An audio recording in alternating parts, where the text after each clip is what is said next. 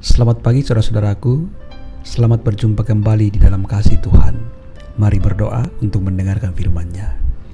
Ya Tuhan, kami sangat rindu untuk selalu dekat dengan Tuhan. Karena itu setiap kali kami mendengarkan firman-Mu, sentuhlah hati, pikiran dan seluruh kehidupan kami, agar kami sungguh-sungguh mengalami kehadiran Tuhan. Dengan demikian, kami semakin mencintai Tuhan. Di dalam nama Tuhan Yesus kami berdoa. Amin. 1 Yohanes pasal 2 ayat 4-5. Barang siapa berkata, aku mengenal dia, tetapi ia tidak menuruti perintahnya, ia adalah seorang pendusta, dan di dalamnya tidak ada kebenaran. Tetapi barang siapa menuruti firman-Nya, di dalam orang itu sungguh sudah sempurna kasih Allah. Dengan itulah kita ketahui bahwa kita ada di dalam Dia. Demikian firman-Nya. Saudaraku, renungan pagi edisi Kamis 5 November 2020, dosa sebagai penghalang.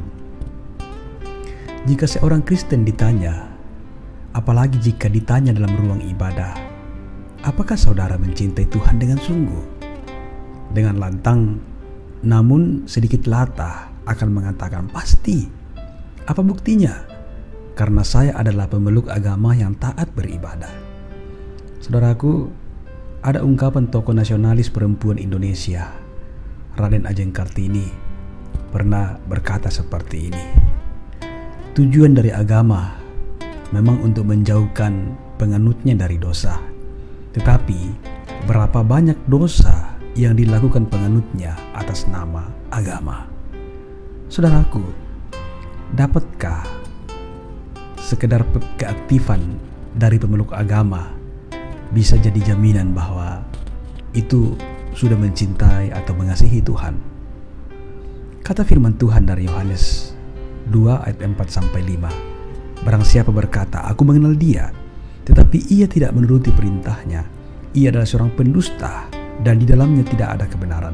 Tetapi barang siapa menuruti firman-Nya, di dalam orang itu sungguh sudah sempurna kasih Allah. Dengan itulah kita ketahui bahwa kita adalah di dalam Dia.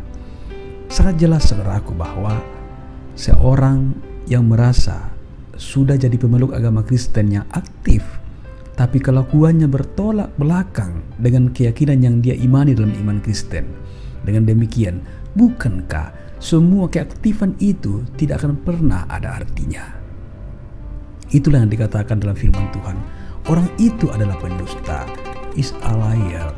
Dia adalah seorang pembohong, dan di dalamnya tidak ada kebenaran. Tetapi mereka yang melakukan firman Tuhan, itulah wujud orang yang mencintai Tuhan, yang memiliki kasih, dan dikatakan bahwa Tuhan akan tinggal dalam orang yang taat melakukan firman-Nya. Saudaraku, dosa adalah penghalang utama bagi seorang untuk mengasihi Tuhan.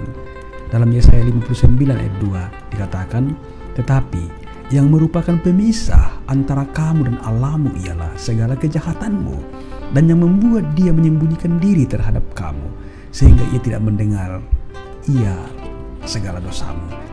Saudara-saudaraku, sebelum dosa masuk ke dalam kehidupan manusia, hubungan antara Tuhan dengan manusia sangat dekat. Namun setelah manusia jatuh ke dalam dosa, mereka menjadi sangat malu, takut untuk bertemu Tuhan. Bersembunyi, akhirnya mereka diusir dari Taman Eden, dan mereka sangat jauh dari Tuhan. Meski demikian, sebagai rasa cinta Tuhan kepada umatnya, Dia mengorbankan dirinya demi kasihnya kepada manusia yang berdosa, dengan cara mengorbankan anaknya sebagai tebusan semuanya itu. Itu inisiatif Allah.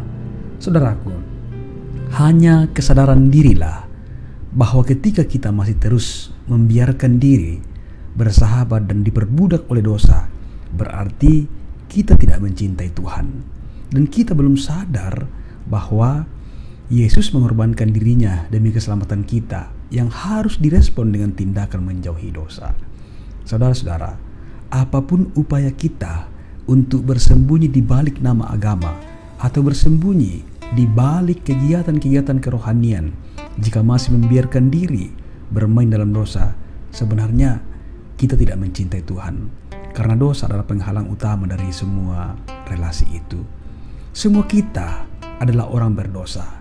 Karena itu, kita sangat membutuhkan anugerah-Nya untuk menolong kita untuk tidak lagi mencintai dosa.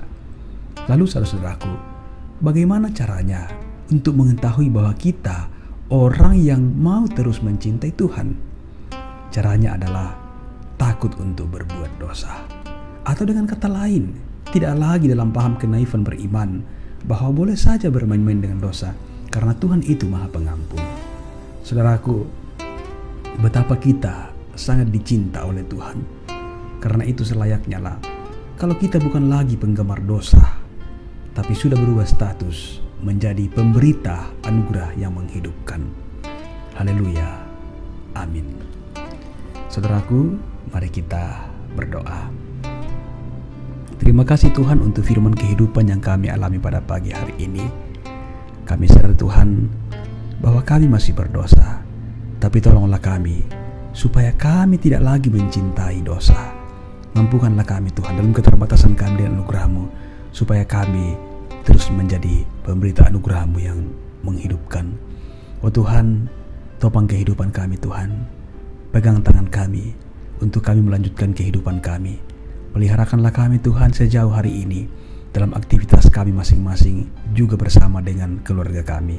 Ampuni kami dan layakkanlah kami. Di dalam nama Tuhan Yesus kami datang berdoa kepada Bapa di sorga.